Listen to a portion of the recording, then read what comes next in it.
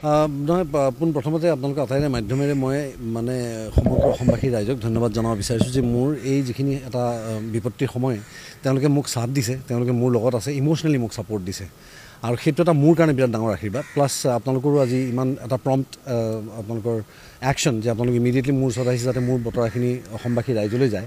গতিকে আচলতে মানে শুভেচ্ছা কেৱল আমি আমাৰ টীমটোকে নজনাওঁ, আপোনালোক আটাইকে শুভেচ্ছা জনাইছোঁ আৰু ৰঘুপতিৰ গোটেই টীমটোক শুভেচ্ছা জনাইছোঁ, অসমবাসীক শুভেচ্ছা জনাইছোঁ যিয়ে অতি আগ্ৰহেৰে আমাৰ ছবিখন চাবলৈ ৰৈ আছে।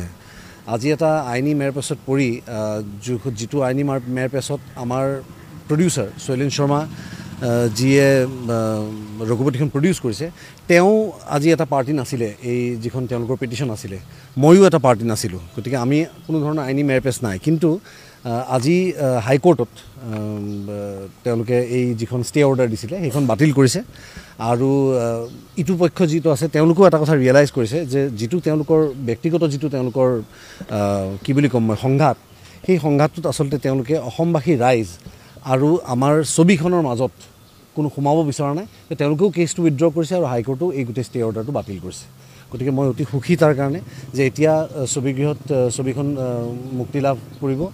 এতিয়ালৈকে মহামান্য আদালতে যদিও তেওঁলোকে হুকুম জাৰি কৰিছে, অৰ্ডাৰ দিছে, কিন্তু চাৰ্টিফাইড কপিটো আমাৰ হাতত আহি পৰাহি নাই। সেইটো 2 বজাত যেতিয়া মাননীয় কোৰ্ট যেতিয়া নামিব চকীৰ পৰা, তেতিয়া তেওঁ আহি চহীবিলাক কৰিব, আমি চাৰ্টিফাইড কপিটো পাই যাম।